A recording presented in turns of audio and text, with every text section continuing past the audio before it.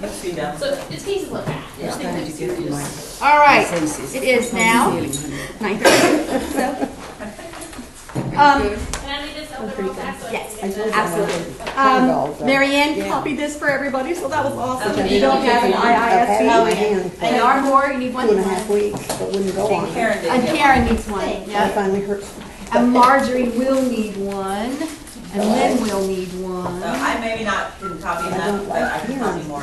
I think that's all, because Judy isn't coming, and you've got I couldn't one. stand it anymore. You've got one. Joni, did you get one? Yes, Did you you get did. Yes. Do they need them? No. And Anna will need one. Okay. Yeah, you heard it Right? all over. And that'd be perfect. That's perfect. Mine's only part, but it's like There. Lynn. And my legs, down my legs. All right. We are going to pray and get started. Father, we just thank you. Boy, what a wonderful, rich study this week. Thank you for Paul's example. Thank you that he knew the will of God in his life, and nothing would stop him from doing it. Thank you for being so personal in our lives and just showing us the way to walk and being so clear. And Father, I just pray that you would help us learn from one another this morning. In your precious name we pray. Amen. Can you believe you only have 2 lessons to go? Oh my word. That went fast. And you do have 3 chapters again next week to go over. So just remember that. Well, it's interesting anyway. Isn't it? Yes. Isn't it? I don't know how many times I've read it in my life, but I'm not sure I've ever read it all the way through in my life. Maybe parts of it, but not like the book. Yeah, I had. I have No. read many times, but And I know what I'm going to I don't do know. with April before This is baby something Arthur else. comes here. I'm going to like go back to part 1, pull out Acts, and go to Philippians and Ephesians and Colossians. So many notes to write. So many notes to write. Okay. Kay does not read through this like she did last week, so I'm going to see how much we can get through. Okay, verses 1 to 9. If it says, when we had parted from them, who's the we? Includes Luke. It includes Luke. Why do you think he sometimes includes himself and sometimes he doesn't? Sometimes he's there, Sometimes he's not not. there. Right? So how does he know what happened when he wasn't there? Paul told him. Right. These are all these little conversations they're having, at night or whatever, and he's documenting because he's so good at that. We ran a straight course to Kos, which is an island, right? And the next day to Rhodes, and from there to Patara, which is, do you remember where that is? What continent is that on? I have to look it up. Yeah, pull out your maps, seriously. It's Lycia, so that's the very southern part of Asia. The very southern part of Asia. Right. So remember, I found Illyricum, whatever that is, just like further up north. So we weren't really missing a whole lot when we didn't know where that was. Okay? Yeah, so pull out your maps because that's helpful. And having found a ship crossing over to Phoenicia, we went aboard and set sail. So what did they cross over? The ocean. The Mediterranean Sea. Yeah, it's like they just write it down like it's no big deal. That's a big deal. How far is it, do you know? Did you read? I don't know.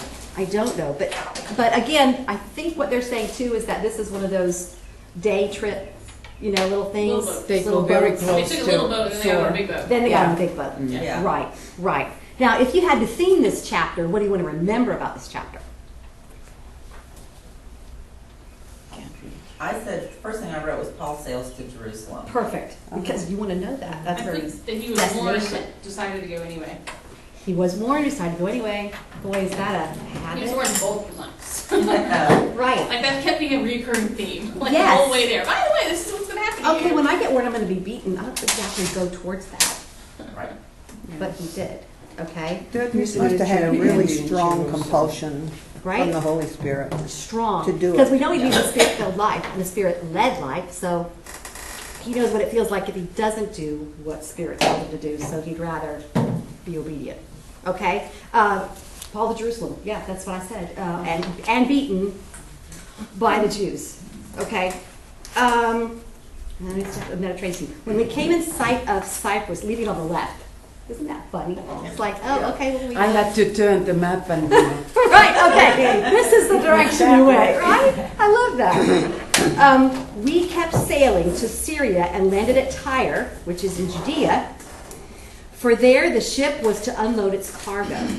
After looking up the disciples, we stayed there 7 days, and they kept telling Paul through the Spirit not to set foot in Jerusalem. Okay, so you're putting in the margin, right?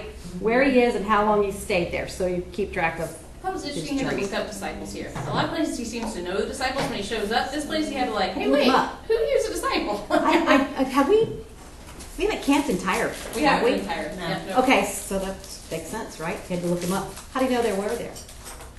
How do you know there were some there? Because it was Jerusalem, Judea, And Samaria. Samaria, So it and had to be through Judea before it kept going. There you go. There you go. Okay. This is interesting. If you don't know this, the book of Acts covers 28 years. I know that was That shocking. was very surprising to me. Again, more I don't know about the book of Acts. Just like, okay, that's going at the top of the book of Acts. In my Bible, this covers 28 years. Wow, and then remember we've been saying the first journey lasted this long, the second journey lasted this long, third journey lasted this long. So that's really, really helpful for us to understand the book of Acts and then think about Ephesians, Philippians, Colossians, sticking them in those years of the 28. I thought that was really short though. It goes from Jesus's, sending the Holy Spirit to the church being Right. huge. Yeah. This is the In church. 28 years. Grand Like, that was scheme of it, really yeah. quick. Right? It hasn't Remembering even been that 30 years. Jesus, exactly. Hasn't even been Jesus 30 died years. even, not even, Isn't that crazy? Sure. yeah. Just And keep all that in these mind issues too. in the church Remember, already, yeah. too. If you're reading the other books of the New Testament and the issues in the church he's warning, and all these issues are already in the church within 30 years of the Holy Spirit showing Are up. we surprised? Didn't take very long. We really aren't because they're made up of people just like us. Yeah. That But flesh. he's fighting the Jews. He's fighting. This is worse than we ain't never done it that way before. It's way worse than that. This is, I guess we could say thousands, right? Years of Jewish history. Could we say thousands? About 3,000, 4,000 years before. Because we're talking Abraham. Well, that's true. Yeah, but you know what I found very interesting when we get to the end and we do commentaries is a lot of the things as I was reading through Sadducees and Pharisees, Right. a lot of the things that we think of as originating In the Old In Testament, Exodus? didn't. originated in the 400 years of darkness. Really? Yeah. From Makes Malachi to sense. Matthew. That makes sense. That does make sense because it got so distorted.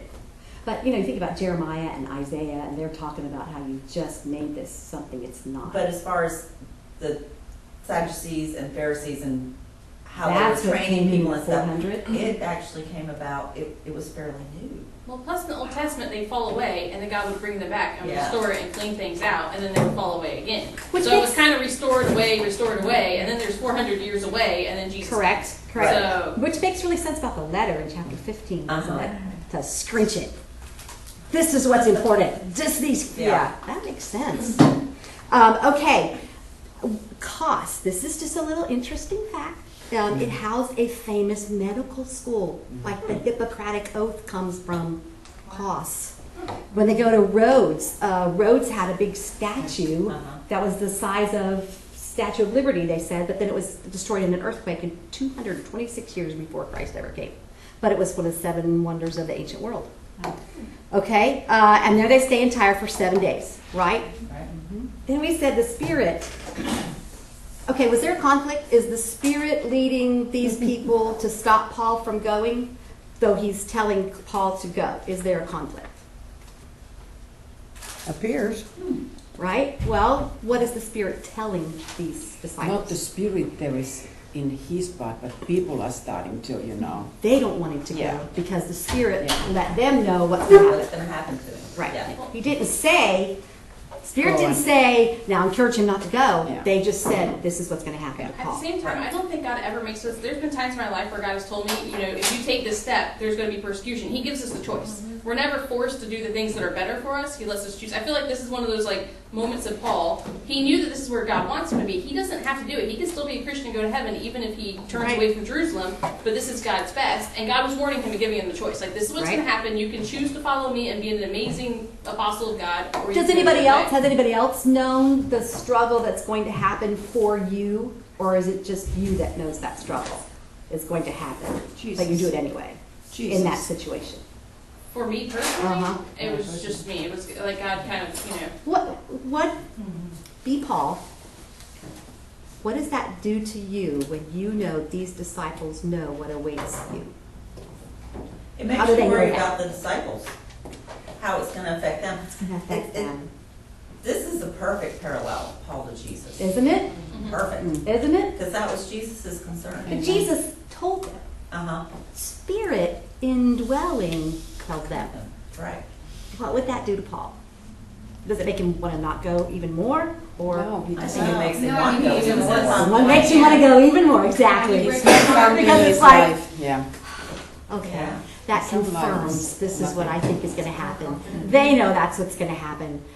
This is what's going to happen. I do want to say, though, that I don't think Paul's life would have been like, because you look at Jonah, is it Jonah who went into the, Nineveh, to Nineveh, and like he turned away so many times before. right? before I'm not doing telling it. those people that. Yeah, exactly. Yeah. So I feel Ended like up Paul's journey would not be like, Right. it's like would Way to not be, good job. Like, Right. like there would be this weird, I don't know. There would. God was And if God was Jonah. telling them, right, tell him not to go, Right.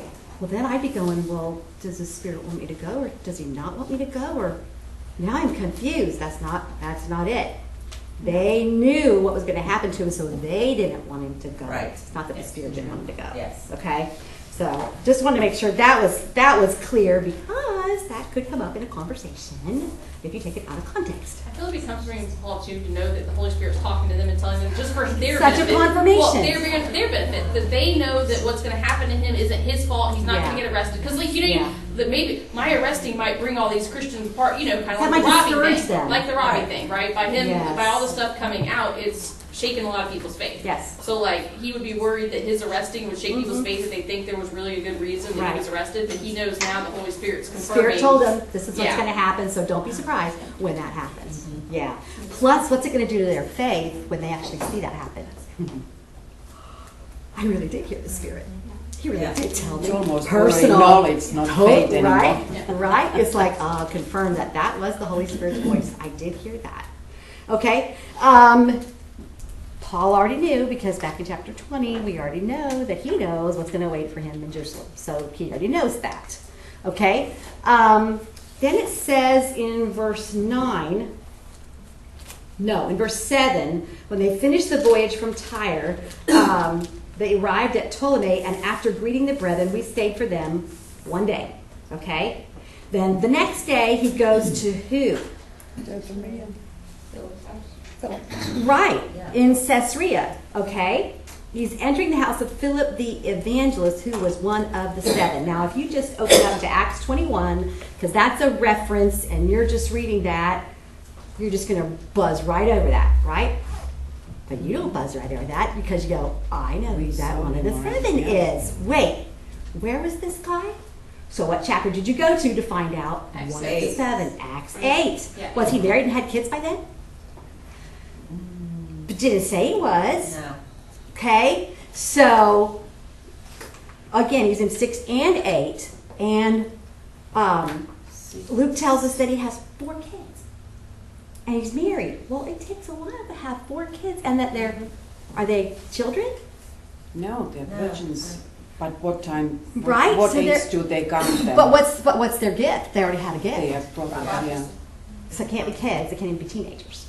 Okay, all 4 of them have the gift of prophecy. And 3 Wow. of them lived up to 90s. Into 90s, isn't that the coolest thing? That's a span of time right there, So man. they We need a big came clock right here. Something happened between chapter 6 and 8 to 21. Man, there's a space of time there.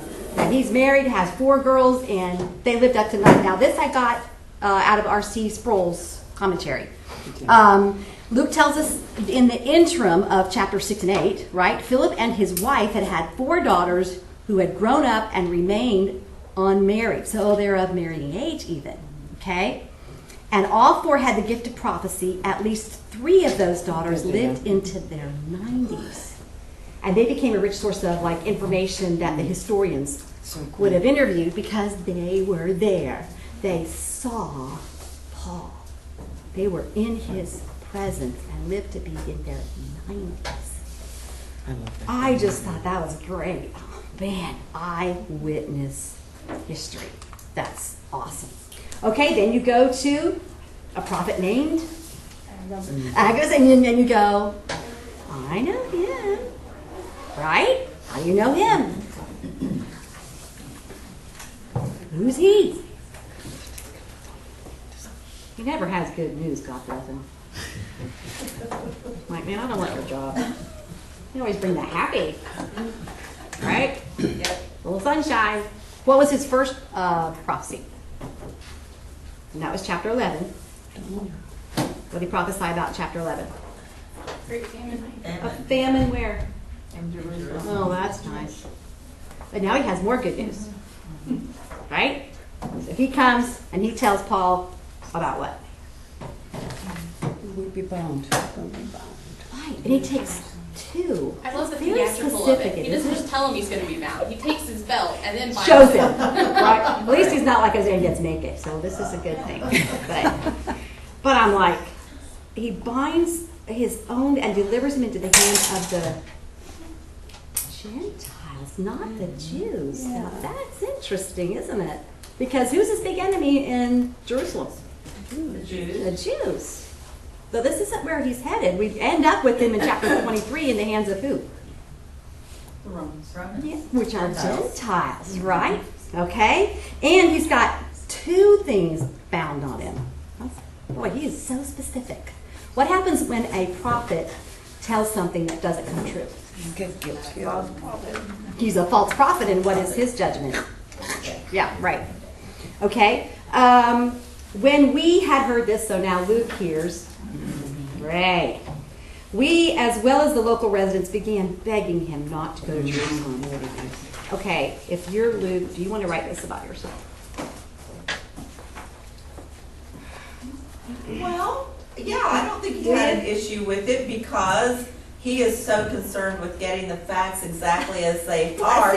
And he also has the delight of proving himself wrong Yes. to God's glory. Right, So right. I honestly don't think he had an issue with it. Okay, that's a good way to look at it. I'm like, yeah, I was part of those people that didn't want him to go. Yeah, I did that. But doesn't that make him human? Doesn't that make him just like you? I don't want my friend You to imagine get hurt. that they're all living totally within the Holy Spirit. Oh. All of them, 100% of the time. But you know that Luke knows that within himself there have been times when he hasn't. Right? So Right. he may be thinking, well, Paul wants to do this, but everybody else is getting all these stirrings and everything, so maybe Paul is wrong on this. There you go. Maybe he I would doesn't be really that hear way. the Spirit. Let me help you. If the Spirit's telling all these people you shouldn't do this, Right. are you sure you have it right? Right? Right? And again, the Spirit's telling him he's going to suffer. He's going to suffer. He's going to suffer. And then Agabus comes and tells him how he's going to suffer. Well, I don't know Exactly. so much suffering. So I'm not, extreme. I'm just not sure he's going, I'm not sure the Spirit is telling them, I don't want him to go. For our themselves, they don't friend want goes, to. I don't want you to go because you're going to get hurt. I don't want you to, the Spirit didn't tell him that. The Spirit said this is what's going to happen. Okay? Ever heard the Spirit tell you something like that? It's going to hurt. It's going to be bad. With the parallel being with Christ the way it was, and Christ's disciples weren't sure what Jesus was talking They about. didn't know. They had no idea what he's talking about. He's going to die. He's this and that. And this seems to me like this is the Holy Spirit kind of covering up for what the disciples didn't know then. He's Kinda letting the protecting people them. around him know. Yep, and not the It's specific. different. That part is different. It wasn't the specific with the original disciples. Yep, they were still a little in the dark. Yeah. I Yeah, find it interesting you're right. that he's been to so many cities where he's been arrested and he's been stoned and persecuted. For But dead. now, all of a sudden, he's going to be bound and, don't go. Like, I feel like it's more like it's the Holy Spirit kind of things are about to get bad. Yeah. You know, like that warning. Because that's the only reason I can find it any different than anywhere else he's been. I'm like, this has happened to him If God before. was faithful when he got stoned and he was Yeah. left for dead and he got up and he walked back into the city, does he know God's going to be faithful here? Yeah. Yeah. See, that's suffering. And if you have ever suffered, whether it's physically, relationally, or whatever, and God has brought you through, you go back and go, hey, I was stoned left for dead. How much worse can it get? We'll go. I'm going to be suffering. Hey, this is what Agabus says in the bound and stuff. Yeah, well, that doesn't say stoning and left for dead. So either way, we're a step up. Well, I would think So, that handing him to the let's Gentiles go. would be comfort to him because he knows he's Roman and they can only the Jews will do worse than the Gentiles. Right? So let's get to that because now this time he does tell him he's Roman citizen before. Timing is really good. Okay, and we talked about Christ, and you went to Luke 9 in your homework to talk about how Christ did that. That was page 72 of your homework. And, go back to what Doug said. Do you think the disciples totally understood the amount to the degree of suffering Christ could go through? No. I mean, it even says Yeah. that they did not fully understand, that Jesus did not allow them to fully understand. Wasn't that's precious to me. That's like I don't think they can bear that. Exactly. I think we'll just keep that. Yeah. Don't you They'll think a see it parent, when they see it. don't you think a parent, perhaps that has a child that has leukemia or something, Yes. you wouldn't tell them all the nasty, ugly details of what they're going to go through? No. I don't even think we know if we have to go through something. And a lot of that is you might not. Did you know fully what He you were would going to give go me through? little bits. God bless him. Just little bits. Who, Ron? Or No, God? Ron didn't know either. After Amber, you don't know that. I have multiple myeloma. So 2 stem cell transplants, back surgery, learning to walk again, radiation, all that kind of stuff. You just do one thing at a time. And that is probably the one thing I tell people when they get a diagnosis or they go through something like just take just this. One day at a time. Just this. Don't read all the side effects because you may not experience half of those. Do it. But they have to listen because somebody down the road had that one. So you might not. And hey, you may have something nobody's had yet. Joy. So, just take it. It could be really bad. It could be fun. You could never experience that. So let's not borrow trouble from that day. Let's just do this. And that, as I can see with Paul and of Christ, when he's telling the disciples, he's going to suffer. He's not going to say, now they're going to beat me and they're going to tear my skin apart and you're not even going to recognize me. It's going to be so bad. And he doesn't tell any of that. He just said, suffer. He knows, but he doesn't tell them. So I think, do I know whether Paul knows how bad it's going to be? I don't know, but he was stoned and left for dead. I mean, either way, he's a step up. He got up and walked. And he walked back into the city. Yeah, so I'm like, either way, he knows God's been faithful there. He's still got to go there. And what did he tell him? We're going to get to that. I won't ask that question. We're gonna Jenny, get to that. isn't there a song, One Day at a Time, Dear Jesus? Yep, One day at a time? yep. Cindy? Christy? It's old. We all- Yeah. That's all I can think of it. Yeah. In Luke 9, he said the Son of Man is going to be delivered into the hands of men. But that didn't stop him from going to Jerusalem. He still did it. Okay? The last part of the chapter. After we arrived in Jerusalem, verse 17, the brethren received us gladly.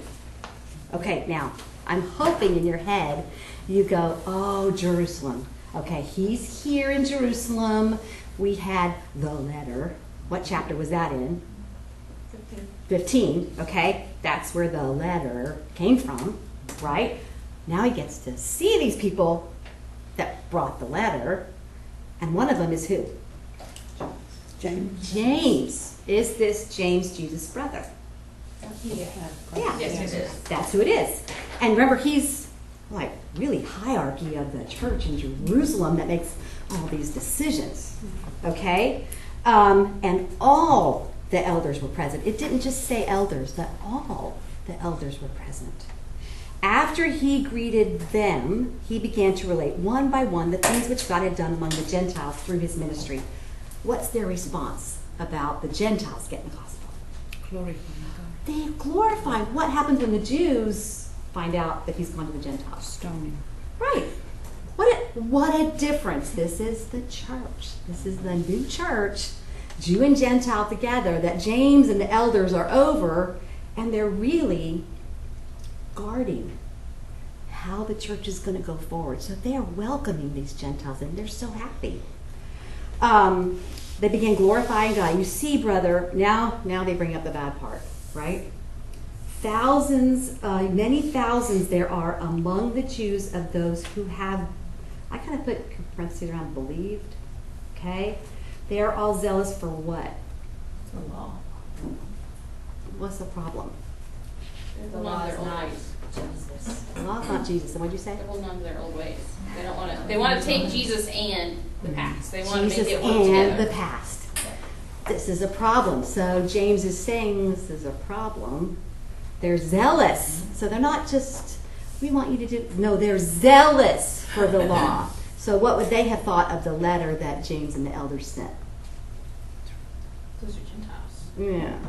Circumcision. Circumcision. They need circumcision. They need circumcision. They're zealous for the law. That they would not have agreed with that letter They're impure. at all. No. Right. So they've already got that stirring around. Okay? Don't you find yourself sometimes still going back to the laws that we were brought up under? Just kind of automatically? We're not zealous for them. We're glad to be rid of them, frankly. Right. But you still go back to them. You Well, do. tradition. There's a lot of churches that There's a hold lot on of to their tradition. tradition. Tradition over everything. Agreed. Over everything. Agreed. Because it's ingrained in us. Yeah. It's just, 20 years. and we have to keep going. That is legalism. No, that does not save me. Legalism does not save me. Is Okay? anybody else curious in 18 when it says, the following day Paul went in? Where's in? To the temple is what I'm thinking. Well, that's what I was thinking. Is it That'd be somewhere on right. the temple grounds? Is that where the church is meeting? That's where Yeah. James and all the As a elders would part have of- been, right? Because that would have been. Are they gathering as believers in Christ The there temple. on the temple property, along with the Jews who don't believe? Right? Because he always goes into the synagogue first. Right. Well, and that answers your question, doesn't it? Because he's going into Jerusalem, and where does he always go first? He always goes to the synagogue. Synagogue. But then I was like, well, but where's the church meet? Is the church, That is a very good question. you know, how commingled is it still, so that there's still the confusion of following the law versus. Or was it Jerusalem? Right, but or is it just in Jerusalem, someplace where Well, the it church says was after meeting? we arrived in Jerusalem, the brother received us gladly, and the following day Paul went in with us. The brethren received us gladly. Where would the brethren have been? Wherever they were meeting for church, Right. which is probably somebody's house. Somebody's home, yeah. That could be They're too. probably because they received him gladly, and then the following day he went in with us to James. So We could- James might be in the temple preaching, and he went into the temple to James the following day. Yes. And again, So we it's could just go one back of to those where it just 15 and leaves go, us where with were they when questions they like, wrote the letter? Where's in? Yeah. One word, people. One They word. got a storefront somewhere, they got But a see- warehouse, where are they meeting that? See, don't you appreciate that about each other? Uh-huh. Because this is like, Different things catch. who, what, when, where, when. This is how you study. This is how you approach this. But in the If you had been with another group of people, maybe that were not inductive people, they would be going, why do you care about the that? later, the Okay. Jews are telling that he took somebody Gentiles to the temple. In the inner Yes. court. Okay, Yeah. and that's their problem. Yeah. Okay, Yeah. so maybe that They're verifies just out that in they're the in the temple. courtyards, Could be. areas. Yeah. Could be, right? Because Luke is a Jew. Yes. No. No. No, Luke is a No, Gentile. He's a Gentile. Ooh, that answers another question too. But there's the outside court, which Gentiles Which they're are allowed. Yeah. So he might have just gone into the outside court, not into the inner. Correct. Where Because he James said and the that he elders didn't would have take anybody been. in. That's possible too. He might have just been preaching in the outside court where James is or whatever. Which I would tend to go with the Gentile outside court because, no offense, Right. there's no offense. And Paul said that he didn't take anybody in. When Right. They accused him. But He they said accused that- him of doing it. Yeah. So Yeah. I think I'm going with that. I'm going with that. Okay, they're zealous for the law. What are they saying that Paul is doing? Which he's not, but what are they saying he's doing? Saying that Moses was Relating wrong. one, but saying that Moses was wrong. Yeah. What else? They said not to circumcise their children, nor to walk according to the customs. So he did Well- say you don't have to be circumcised. He didn't say don't walk according to, Right. Right. So part of it's true, part of it isn't. But the letter that James and the elders had sent did say don't circumcise. Okay? It was don't didn't say circumcise the don't or you Gentiles. don't have to. Yeah, Right. he never- Same for he the never Jews, told the just Jews stop not following. to Yeah. circumcise, That but that's to what they're be accusing him saved. of. Yes. Based on salvation, right? Now, if this is custom and this is what you want to do as a good Jew, do it. But don't put that on the Gentiles to do, to add to their faith for salvation. But Okay. this says he's telling them not to circumcise their children, and he absolutely never Exactly. did He that. did say that. Then he says, then what then is to be done? They will certainly hear that you have come. So, James is asking this question but answering it at the same time. Therefore, do this that we tell you. So, have they been discussing what they're going to tell Paul to do already? Already got this planned. This is what you need to do when you come in here because these guys are going to be mad. So, we've already been talking. So, now that you're here, this is what you need to do. Okay? We have 4 men who are under a vow. Take them and purify yourself along with them and pay their expenses so that they may shave their heads. And all will know that there is nothing to the things which have been told about you, but that you yourself also walk orderly, keeping the law. What are they trying to keep in Jerusalem? Peace. Peace. Yeah. They're trying to appease, right, the Jews, but to stay with the pure gospel. So far, sounds pretty good, okay? But concerning the Gentiles who have believed, we wrote, there's the letter, chapter 15, okay? And then they list all that stuff. Then Paul took the men, the next day purifying himself along with them, went into the temple, giving notice of the completion of the days of purification until the sacrifice was offered for each one of them. So, we said they, right? They warned about the Jewish leaders, and here's how to squelch it. Now, this is a 30-day Nazirite vow. So these guys have been in this vow for 30 days, which at the end required them to shave their head. Now, Paul's had a vow before, and he shaved his head when his number of days were up. Burn their hair along with the sacrifices that they've shaved off. Okay? And go through a purification ritual. This is important. 7 days in accordance with the Feast of Pentecost. Well, why is Paul trying to get to Jerusalem? For Pentecost. Okay? So here's your time frame. So Paul goes with them. There's no problem in that, right? So verse 27, when the 7 days, okay, so that's how you know this is the purification thing is. That's interesting though. We're almost over, which means they haven't completed. So I was like, but wait, the Jews from Asia, specifically Ephesus, They followed him all the way here now. Uh-huh. you They're believe just following that? him. But they came to the Pentecost. Yes, they That's came why for the Feast they- of Pentecost, they which really is why didn't- they're there. yeah. But now they see Paul there, and he's not their buddy. Right. Yeah. Can you imagine that kind of hate in your heart, though?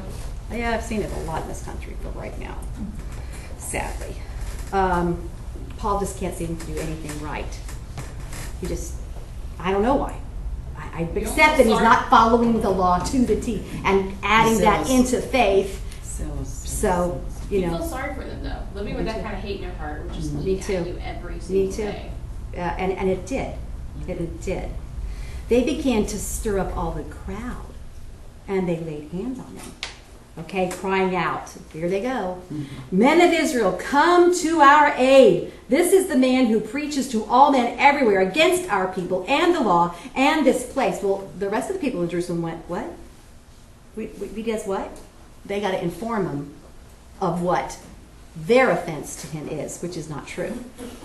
And besides, he has even brought Greeks into the temple and defiled this holy place. Had he done that?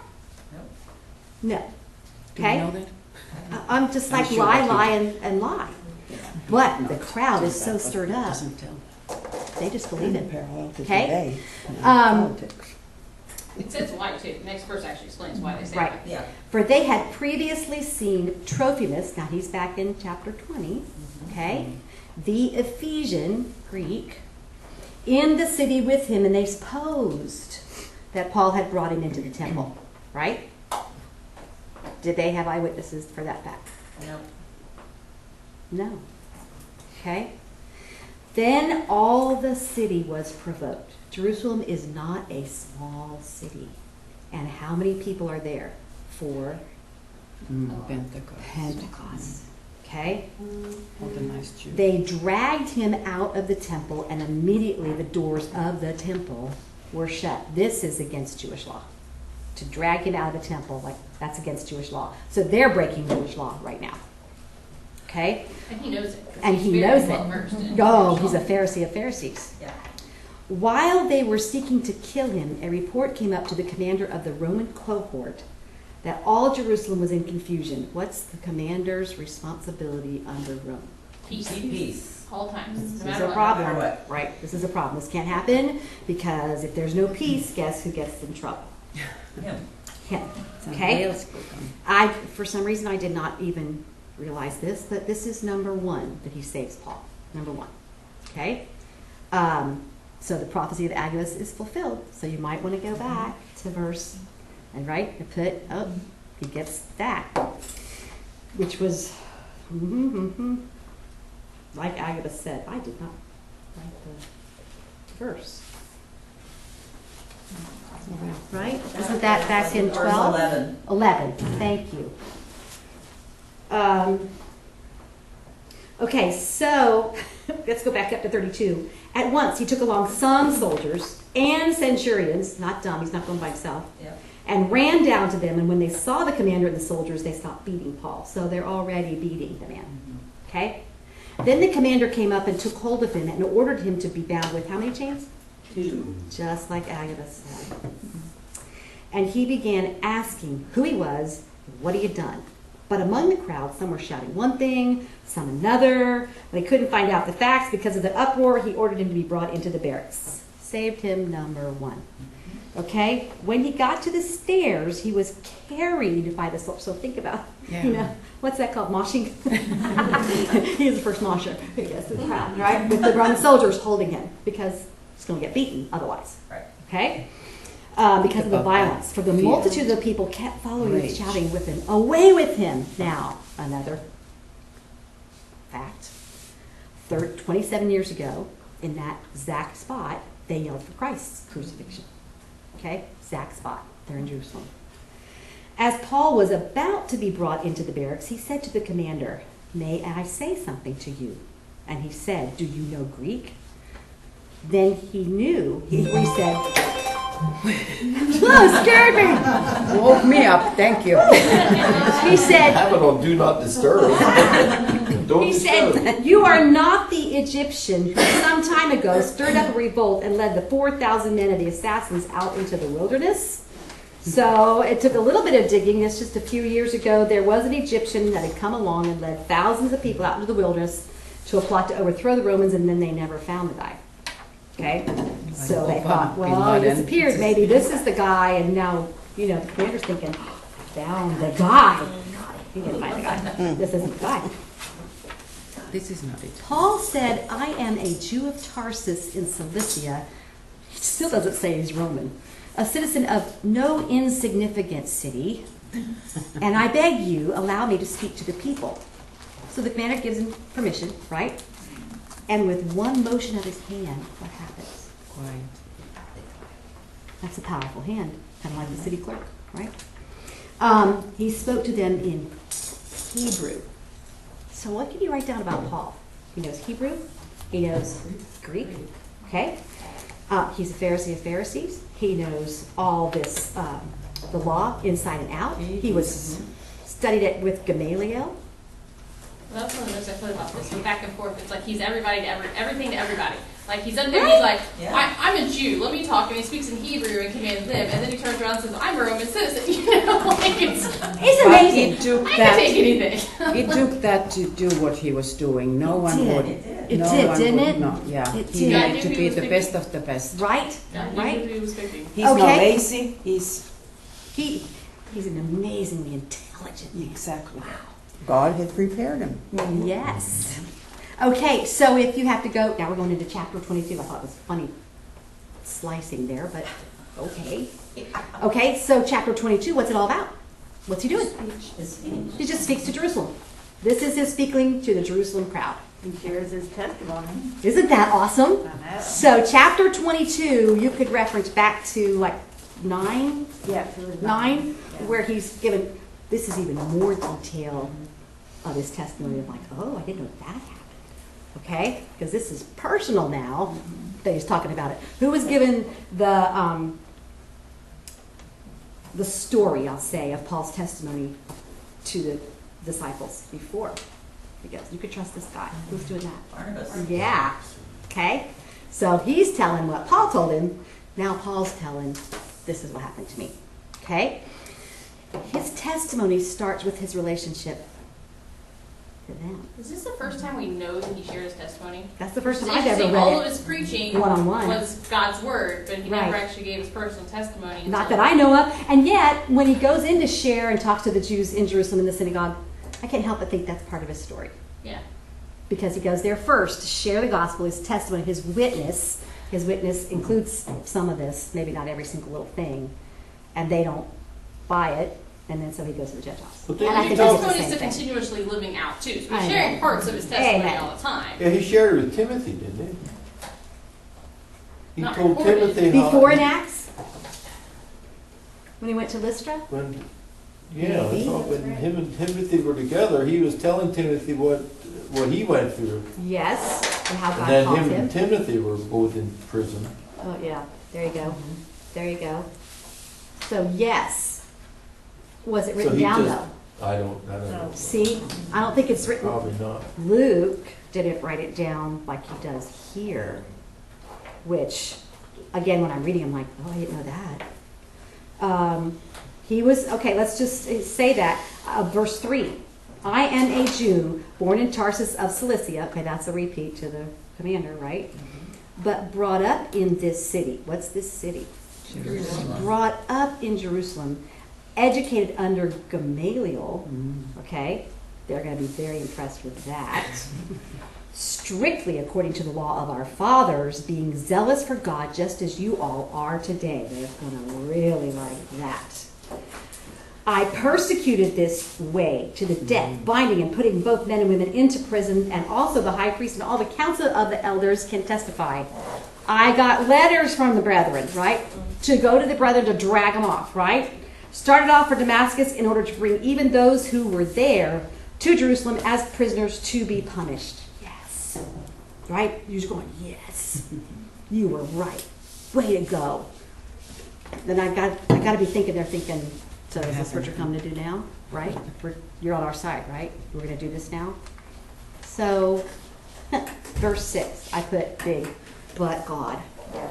Okay? Because there's a but there isn't God.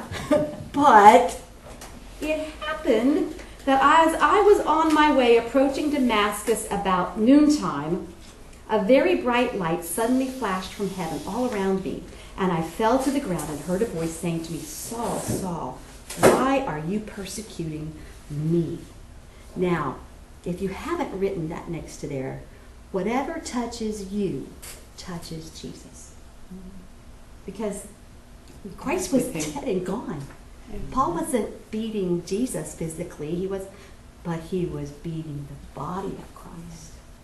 So whatever touches you touches him. And Kay brings that up, she just says that in a little statement. I'm like, wow, I need to remember that. You're never alone in your suffering, okay? And I answered, who are you, Lord? And he said to me, I am Jesus the Nazarene, whom you are persecuting. Why would he have to say Jesus the Nazarene? Why didn't he say Jesus the Christ, the Messiah? That other people were claiming to be. There were other false Jesus. Right, right. Really good point to Jesus the Nazarene. There are other people that had the name Jesus, okay? And for those who were with me saw the light, to be sure, but didn't understand. Oh, now see, before I was like, did they hear it? Didn't hear it. And now they heard it. Now I know they heard it, but they didn't understand what he said. It was just, They heard Charlie sound. Brown's teacher, right? Yeah. Right? The one who was speaking to me. They didn't know what he said. Paul knew exactly what he was saying. And I said, what shall I do, Lord? And the Lord said to me, get up and go into Damascus, and there you will be told of all that has been appointed for you to do. All. Okay, so he knows what his life's going to be like. But since I couldn't see, because of the brightness of that light, I was led by the hand by those who were with me and came into Damascus. Now, they're listening, right? This is a good story. This is what was happening to him. It's a good story. A certain Ananias, a man who was devout by the standard of the law and well spoken of by all the Jews who lived there. Remember, he has no office. This is just a well spoken of guy. Doesn't say he's a Pharisee, doesn't say he's a leader, elder, nothing. God takes ordinary guy to go speak to Paul, who's going to be way more than ordinary. And standing near said to me, Brother Saul, receive your sight. And at that very time I looked up at him. And he said, the God of our fathers has appointed you to know his will, to see the righteous one, and hear an utterance from his mouth. For you will be a witness for him to all men of what you have seen and heard. Now why do you delay? Get up and be baptized and wash away your sins, calling on his name. It happened when I returned. Now we can go back and go, and that's exactly what he did. He did get up, go be baptized, and believe on his name. It happened when I returned to Jerusalem and was praying in the temple that I fell into a trance, and I saw him saying to me, we don't know any of this, do we? I don't remember reading this from Barnabas. No. Okay, so this is new.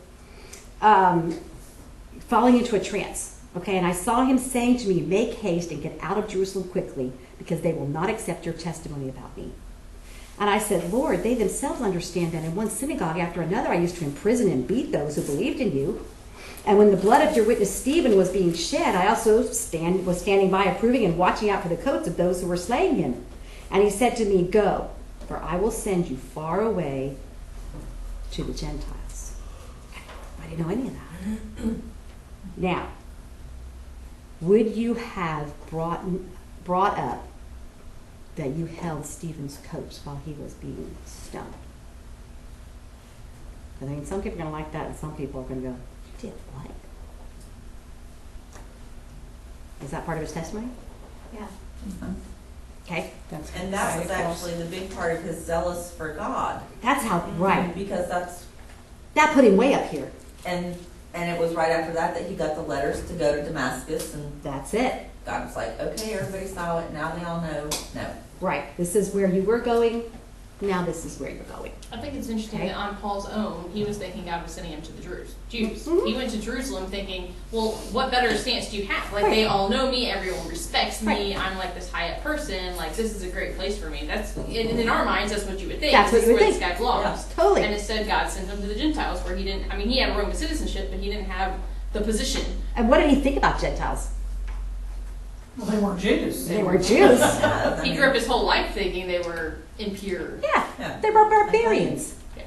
You know, we are the people with the law and the culture and stuff, and they're just Puppies. barbarians.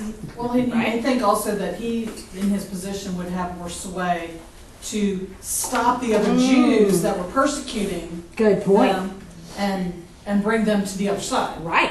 Right. To me, it's one of those listen to God's call for your life, because it's not necessarily what you think. Yeah. Usually isn't what you Yeah. think. Yeah. Yeah. So he told them the Jews are not going to listen to him, right? They listened to him up to this statement. Then they raised their voices and said, away with such a fellow from the earth, for he should not be allowed to live. And as they were crying out and throwing off their cloaks and tossing dust into the air, the commander ordered him to be brought to the barracks. That makes me think of a toddler tantrum. 'Cause that's what I think of. Right. I immediately go to the But toddler this is tantrum. Jews. This is the Jews, and with the way they mourn, the way they get ready, to stone him. They're taking off It's a their different clothes. I culture. think they're getting Different ready. culture. Different culture. That's not what would happen in America. No. But different culture. So when he tells the Gentiles salvation, what do? Right? Close their ears. Like, whoa! They can just tell them that they're going blasphemy, blasphemy, right? Cry out for his death. The commander ordered him to be brought into the barracks, stating that he should be examined by scourging. So I'm going, Was that worse? So they're gonna beat the truth out of you. Right. Right. Oh, I thought scourging was with like hot coals or something. No, this is actually beating and tying him and It's a stretching whip. him. It's a whip. It's a whip. With barbed Is that the sound, thing? like they used on Jesus. Right. Yes. They whip and then, or they Yes. Pull. beat. Right. To find out the reason that they were shouting against him that way, but when they stretched him out with thongs, okay, so he's on a table being stretched for torture. Paul said to the centurion who was standing by, He waited to this point, by the way. Right? He's already tied up. And why then does he wait that long? Yeah, I'm really. like, a spirit-led life. I don't question. Is it lawful for you to scourge a man who is a Roman and uncondemned? Okay, you had to look up, right? He would have been mistreated, right? So the commander grabs him so he can mistreat him, right? But now he tells him he's a Roman citizen. Now, punishing a Roman citizen without due process of law was punishable by death. So who's now in danger of being in death? The commander. Okay, when the centurion heard this, he went to the commander and told him, saying, "Oh, what are you about to do? For this man is a Roman." He was scared. Uh-oh. Uh-oh. They're going, wait, I thought he said he was Jew. Right? And, he was a citizen of not, famous or of whatever city. But he didn't say Rome. He just eluded. The commander came and said to him, "Tell me, are you a Roman?" And he said, "Yes." Now, Acts 16, right there. He didn't tell him he was a Roman. In Philippi, wait. He waited to reveal his citizenship how long? After he's beaten. Yeah. I don't know. The commander answered, "I acquired this citizenship with a large sum of money." And Paul said, "But I was actually born a citizen." Which puts him higher. So, looking that up, Paul was a citizen by birth, not because he was born in Rome, but because his father or his grandfather, who had to be very wealthy, again, he's in Gamaliel's school, for that costs money, okay? He had acquired citizenship, so it goes down that way, okay? So either his father or grandfather passes that citizenship down to his son, not because he was born there. He was born a citizen, but not because I'm a citizen of the United States, because I was born in the United States. I didn't pay money for it. This was acquired by money. I did a little. Okay? So, right, he's saved by the commander. Therefore, those who are about to examine him immediately let go of him. Because what are they afraid of? Death. So, they think they're above, right? They're going to scourge this guy, and now this guy can actually hurt them. But on the next day, found out that he was Roman because he had put him in chains. But on the next day, wishing to know for certain why he had been accused by the Jews, he releases him and he orders the chief priests and all the council to assemble, and he brought Paul down and put him before them. So he's trying to get an answer because that's his job. Okay? Peace at all costs is his job. And even as a citizen, if he did something wrong, he can still be punished. But they have to have Correct. an actual But charge against lawful. him. It Yes. has to be right. So if you had to go to chapter 23. So we know he's been talking to the crowd in Jerusalem, and now chapter 23, what's going to happen to him? Goes before the council. Yeah, he's before the council. And did you, I found out that the council is Sanhedrin, Yes. a group of 71 Jewish men who govern their people under authority of Rome. So Rome is over them, then the Sanhedrin. So this is why he's bringing them before this council. 71. It's really interesting that Rome let each country still have their own customs and laws underneath Rome. Right. It's a very rare thing. That was truly Alexander the Great's method of operation. What do you call that? MOA. Mode of operation. Anyway, because he wanted them to speak Greek, but he wanted them to continue populating and making more people for his kingdom. Okay? Rome kind of followed that. So if you had to know what is chapter 23 about, if you just want to skim, how would you theme it? kind of put the little nuts there that I am Pharisees, and then they start to fight Right, to each other. right. There are these Pharisees against Sadducees. Yeah, I Right. didn't know that the Pharisees, Sadducees were the wealthy people, and Yeah. Pharisees were But if you ever watch Yeah, a movie, middle the class. Sadducees, man, are they decked out. They got gold, they got this Yeah. flowing robes, they are decked out in their clothing. Major. Are the Well, Pharisees they were not? described as They are, but not materialistic. like the Not like that? not like the Sanhedrin. You could tell. I don't know what movie it was, but I haven't watched the television yet. There was some, maybe it's around Easter or something, but they show it, and the Sanhedrin. You can tell, man. Those are the rich people, and then here's the Pharisees dressed more like the people, not in all this grandeur that the Sanhedrin are. And it was so funny that Paul said that he is that, because there's more of them. There's more of them than the Sanhedrin. Yeah. Yeah, but he's wealthy enough, or came from a wealthy He enough could- family, yeah, that he could have yeah. been a Sanhedrin. Do the Catholics follow after the Sanhedrin in any way? When I went, That I don't I know. went to a Catholic college, and the not the Pope, but the Priest? person underneath him, The priest or the no, cardinal? higher, cardinal, Cardinal? came, and I mean that carpet was that thick down the aisle, Right. and their robes were gorgeous, Aren't they? just beautiful. Yep. And Yep. I just happened to think of that because I was so impressed. Maybe It came that's from the a little Assembly of hierarchy God of- church where everybody was poor. I wasn't raised Catholic, so I don't know. I wonder And if Orthodox, the same dressing thing. that they wear goes anything back to that. And it could. And it could, so that you can really tell the difference, which is when they enter a room, Yeah. of what office they Yeah. hold. That would make it easier. Okay? Paul's before the Jewish council. There is a plot to kill him by 40 Jews, right? And then he's taken to Felix Right. in Caesarea, right? Okay, Paul looking intently at the council. Why do you think they put that in there? Looking intently. Well, I can tell you what my commentary is. Tell me what they It said. actually said he was looking intently at them because he recognized them. He was seeing faces that he He knew, knew. who he had seen before. Was educated with. That makes Yeah. a lot of sense. So he knew them. He knew exactly where to hit. He also doesn't have guilt. Like, if you were in a group of people that you knew and that they were charging you, you wouldn't want to make eye contact. Like, Yes. you're kind of like, Yes. but he had full And boldness. And since you're inductive study students, when he said, "Brethren, I have lived my life with a perfectly good conscience before God up to this day," what did you go? He killed people. He killed women and children. I know. That's what I thought. He stood there and held Stephen's coats. at that time, While he he was thought being it was the stoned. thing. that His was done in understanding good of what- conscience Yeah, to but God his- because he was. That time, yes. He was But forgiven. he was forgiven. What do you take people to when they go, I am too bad. God could never forgive. Oh man, you don't know the stuff I did. You could take him to Acts 23, right in the first verse, and you could ask him, did you drag people from their homes, like women and children and stuff, and then have them put to death? Perhaps not. Did you watch while people stoned someone and just hold their coats for them so they could? Did you do that? No. So, well, Paul can stand here and say, "I've lived with a perfectly good conscience before God up to this day." What does that tell you about forgiveness?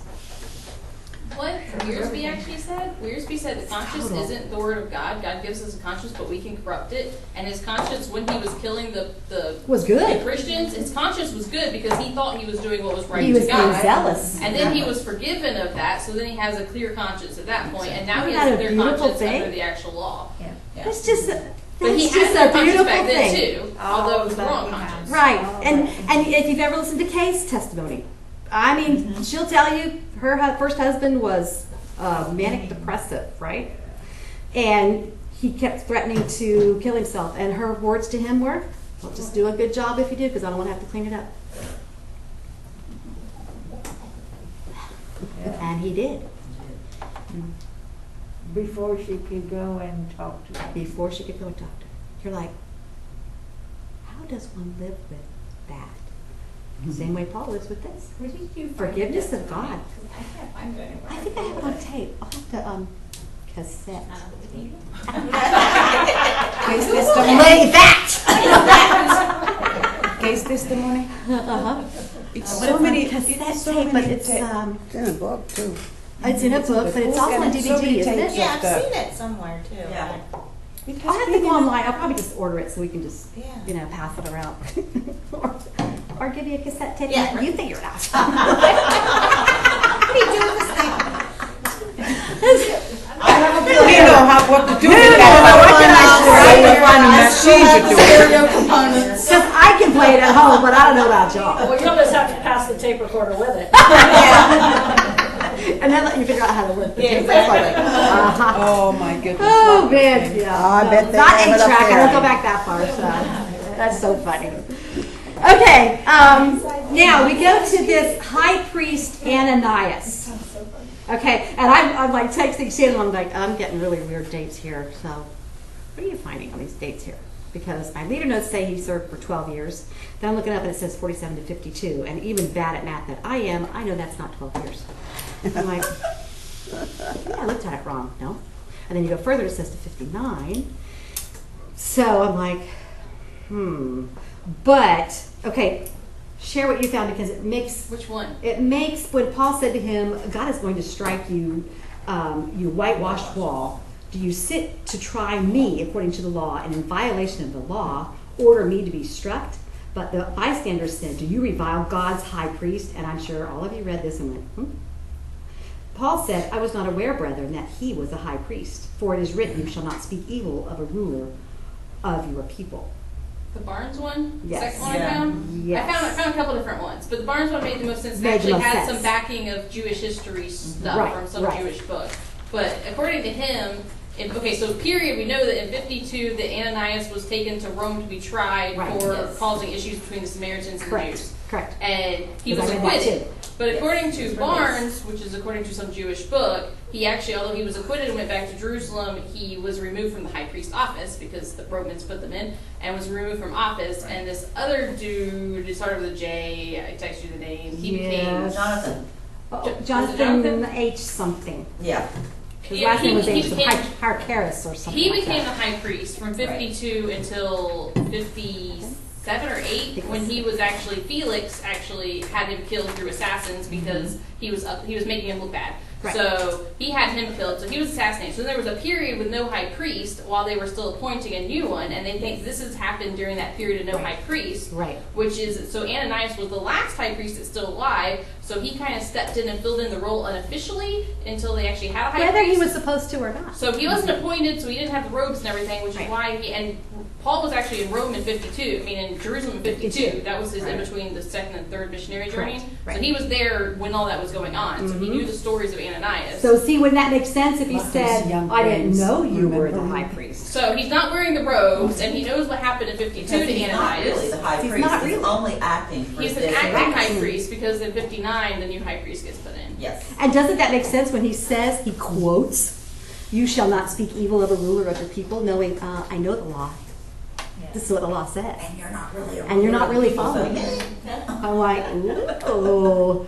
Because again, Paul is a very intelligent man. You're not going to run over him unless Holy Spirit has said, let them beat you. Then he let them beat him. Okay? Otherwise, he stands up and he says, I am a Roman citizen, you can't do this. Or, you're trying to be a whitewashed wall, which is what Christ called him, isn't it? When they had dead bones inside. A whitewashed wall, when you saw, what was that? Didn't they have us go to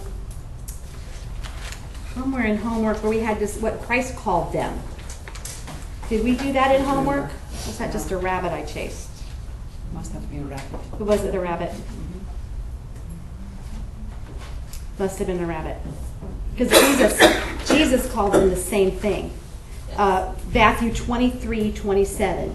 Jesus said of the Pharisees, outwardly beautiful, inside full of dead men's bones. What was it, Matthew? Matthew 23:27. And all impurity. Wow. So this is just a shell, but what's inside, just dead. You had to go look up Sadducees and Pharisees. So we already talked about the Sadducees being wealthy and stuff. Okay? What else did you find out about them? Because there's major differences in these guys. But that's the council. Pharisees together. believed the angels and resurrection and spirits. And demons Sadducees and believe the Yeah. soul when it died, it died. When life was done, it was done. Yeah. There's no afterlife. so why don't they live, eat, be merry, for tomorrow you die? Eat, drink, be merry, for tomorrow you die. Why don't they live like that? Because the law doesn't let them do that. Right? That's all that matters. So now they've bound themselves by a law Right. that doesn't get them anywhere. And yet they're very materialistic. Very materialistic. So maybe that's where they get a lot of joy, is in the Right. things that they own and the power maybe that they hold, and maybe that's what drives them rather than eat, drink, and be merry, for tomorrow we die. Well, I mean, we're all created to have that hole in our heart to feel something. It's supposed to be Christ. So if they have to, That's what they're filling it with. that's what Yeah. they're filling it with. Mhm. Theirs is a power and control. Power, control, materialistic stuff, that's what fills their God is shaped Eat, hole. drink, well, and they want control over people. Eat, drink, and be merry, also Power. teaching that they can't have control over people. Those people are, there's That's no true. reason. So by That's true. enforcing the law, it gives them, They elevate themselves on Yeah. this I see. they don't want anybody else to live A that way. miracle Because right then that now. doesn't give them power. Exactly. Okay? Right there. There's no reward and there's no punishment after death. It's just, you die, that's it. This is all there is. Pharisees, however, which made up way more than the Sadducees, okay? They do believe in demons and angels and the resurrection, okay? They're militant regarding what? These are Pharisees. The remember? following of the law. Following the letter of the law. the law. And adding to the law. And adding. They Yeah. Sadducees Yeah. only, the first 5 books. That was it. That was it. They didn't Pharisees- believe prophets or anything. Right. That's just crazy. Okay, so now Paul's addressing both, right? Because here they are. He said, but perceiving that one group were Sadducees and the other Pharisees, he's so smart. Paul began crying out in the council, "Brethren, I am a Pharisee, a son of Pharisees. I am on trial for the hope and resurrection of the dead." Well, okay, what would the Sadducees done then? Right? Okay, all of a sudden, Oh, I love he gets the Pharisees on the Divide. side too. Like they hate him, but now they have to support him because he's one of them. So right? when he- Well, how are the Pharisees going to do with that? Because, well, he's like one of us. So now what do we do? Because we know we don't like the Sadducees. Well, he just proved them wrong too because he's on their side. So he must be on our side. No. And he said this, there occurred a dissension between the Pharisees and the Sadducees, and the assembly was divided. For the Sadducees say that there is no resurrection, nor an angel, nor spirit, but the Pharisees acknowledge them all. Thank you, Luke. I like that he actually told us what's going on this Right? time. Right? Yeah, right. I love the detail. And there occurred a great uproar, and some of the scribes of the Pharisaic party stood up and began to argue heatedly, saying, "We don't find anything wrong with this guy, right? Nothing wrong with him, we're all good. Suppose a spirit or an angel has spoken to him. Well, then we have to listen to him, right?" Right. And the Sadducees are going, "Oh, no. Divide, conquer," right? He's already divided the crowd. And as a great dissension was developing, who comes in again? I'm like, okay, how many times is this Man, really like doesn't say? like this guy. He's like, I have to keep peace, but every time you're around, everything is turned off. But then you're Roman, and I can't do anything to you. Right. You are making trouble in Jerusalem, and you're really making my job hard. Okay. Third time he saves him. The commander was afraid Paul would be torn to pieces, except he was going to scourge him before, right? So, Yeah. But now he by then, and ordered the troops to go down and take him away from them by force and bring him into the barracks. But on the night immediately following, okay, so he's been in prison, right? The Lord stood at his side. Why did they say the Lord and not God? Who is this? Jesus. He stands at his side and said, "Take courage. For as you have solemnly witnessed to my cause at Jerusalem, so you must witness at Rome also." Okay. This stood at his side. He's in prison. How'd he get there? Testifying about him. Bars don't kick Jesus out. No. For me, I go back to stem cell transplant. Doesn't keep Jesus out. Nobody. You can go through doors. It doesn't matter. I wonder if the Romans saw him. Because how the Romans had to be treated in prison is they had to be protected. So he wasn't just thrown into the regular. So he's probably got Romans in the room. Probably. At least one. Probably. So, I don't know. He's here for a personal touch to Paul. Now, Holy Spirit's already inside, right? So we got two of the Godhead right here. Right here. This said, when he said that he stood by him at his side, it meant total overshadowing of him. What does that take you back to? Road to Damascus. Total overshadowing of him. Saying, take courage. You still got to go to Rome. But it's like, be of good cheer. Stay the course. Holy Spirit's told you this is where you got to go. You aren't there yet. Keep going. It's okay. Why? Why does he think Paul needs this at this time? Wouldn't There's you not if you were in anybody his that's happy spot? with him. Wouldn't I? Wouldn't I? Wouldn't I? And what'd you say? I said, there's not anybody that's happy with him. The Romans are keeping him alive because they have to. The Right. Jews just want him dead. Right? Is there Well, is the there Gentiles ever a do. bad time for the Lord to come and encourage you? No. No. But even there were probably also those within the church that were like, "We told him not to do I it. told him not to go. Not to do it." Right. Yeah. So Yeah. from all sides, yes. Right? And so Paul was probably even in there going, They told me. I knew it was going to happen. Right. I know, but is this really how it ends? Right. Or because I thought I was supposed to go on, but Right? That's what I'm thinking. It's because see, I need you in Rome. In other words, God's saying you're not going to die yet. And I'm thinking Paul's thinking like, this is it. There's too much stuff against me. This is Right. the end. And God's saying, I'm working in other ways. You can't see what's going on. You don't know this conspiracy thing that's about to happen with Right. your nephew. You know, like all Right. this stuff. Like I'm working. You're going to make it to Rome. Just hold on for a little bit. Does he know he's supposed to go to Rome? He thinks he Does he is. know he's supposed Yeah. to talk to kings? Yeah. Yeah. He hasn't talked to kings yet. Yeah. But maybe he didn't hear what he thought he heard. Maybe he got a little messed Or up. maybe he screwed up. Maybe just what I thought I heard wasn't really what I heard. So this could be it. You ever been there? Right? I really thought this is what God told me to do and I did it, but this did not work out like I thought it was supposed to work out. So maybe it was me. Maybe I misheard and I didn't do what I thought God told me to do. So it was me. Does that negate what Spirit told you to do? No. It's my perception of what's supposed to happen. And it's supposed to work out. No, he didn't say that. I think He knows what Spirit told him. He knows it. Jesus comes and goes, you heard right. You heard right. You still have to go to kings. You still have to go to Rome. You're right. Take courage. Stay the course. Like, wow.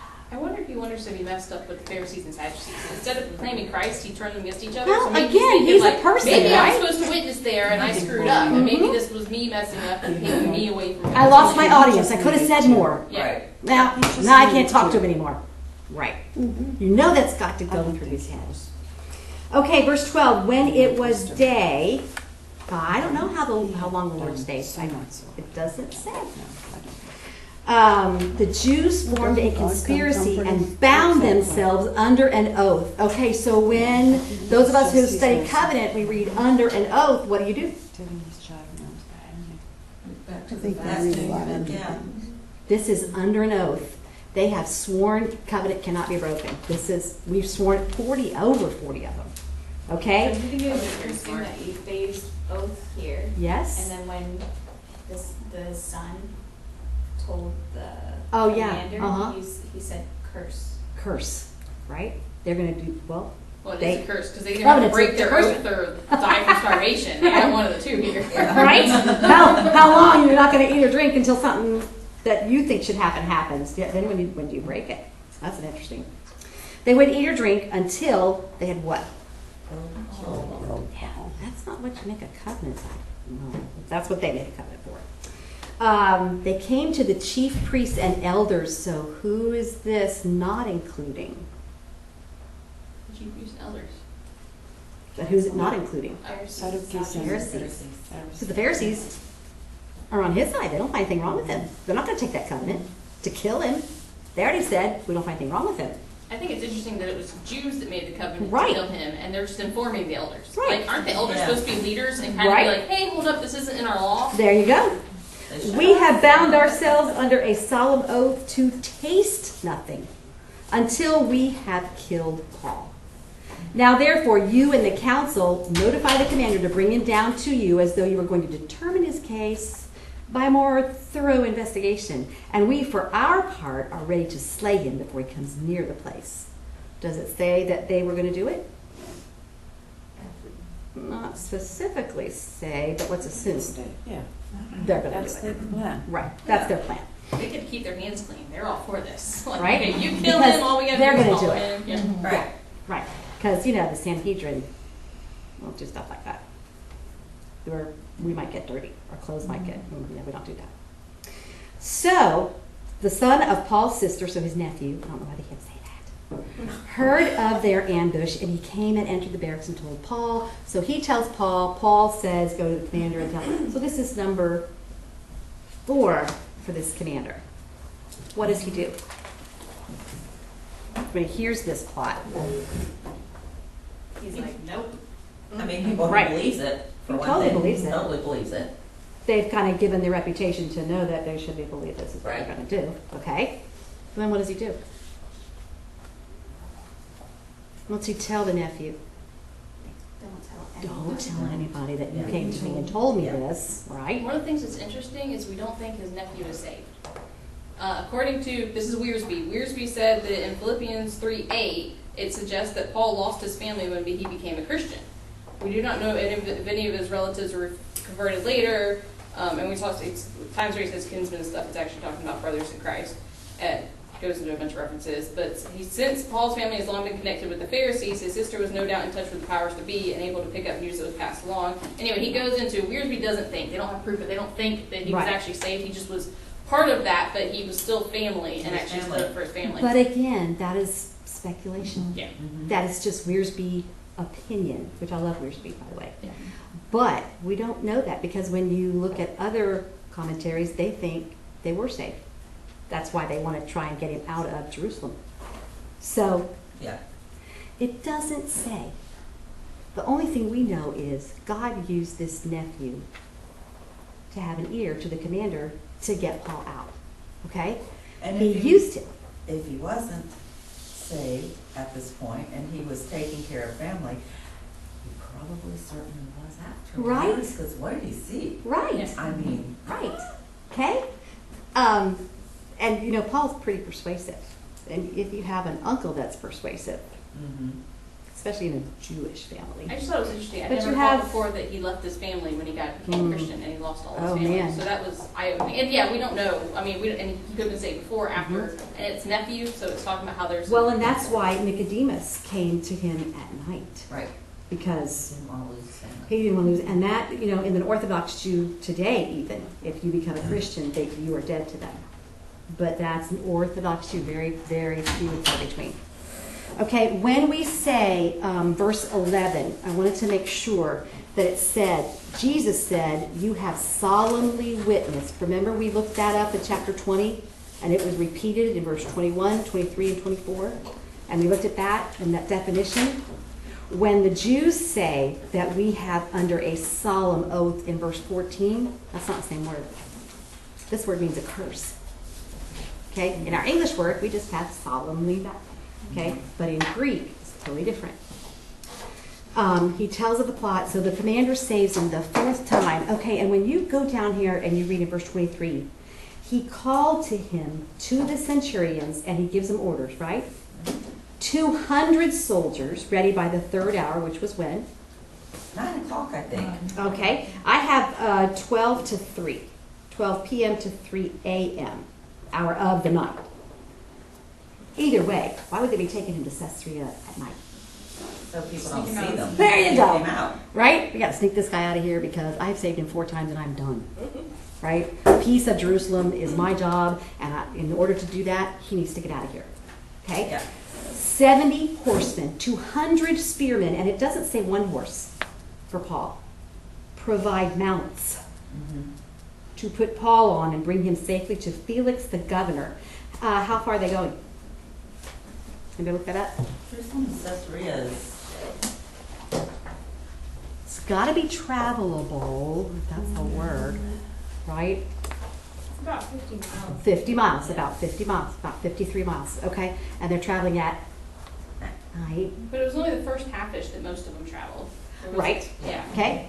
I don't remember what it was. Why does It's Paul also have funny, to they're have so sneaking much? him out. Yeah, How are you going to sneak out with that many horses? Yeah, and right. boys? that's going to make quite a racket. That's what noisy Romans. They ain't sneaking Very nowhere. subtle, yeah. Okay? Don't You're they have a like, SEAL team or something?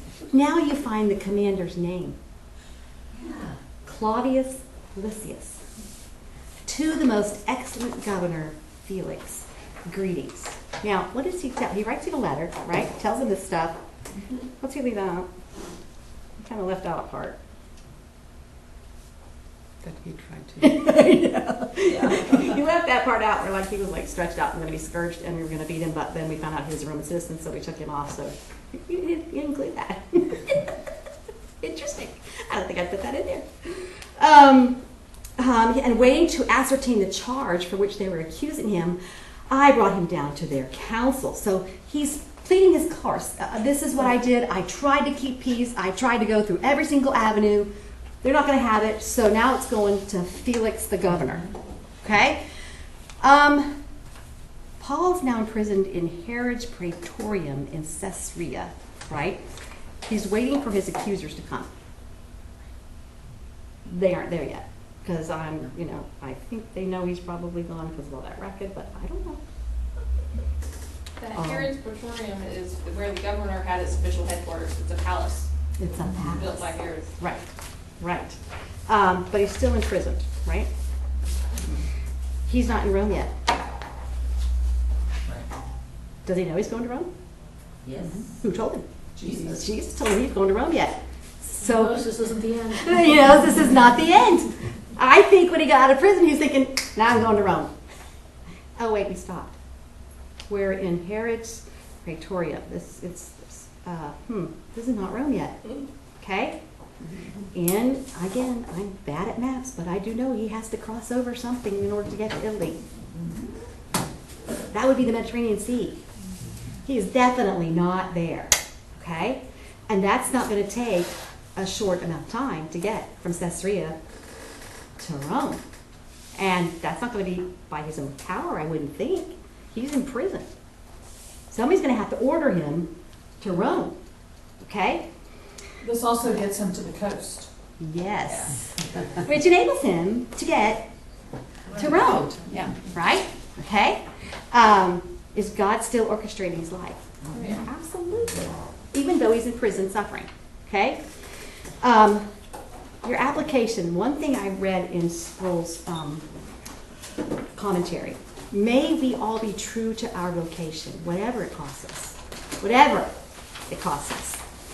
Wherever it takes us, that we may be ready to run the race till it's over. Paul knows this race, it isn't over yet. He's still willing to go. Still willing to go. Because he knows it's not the end.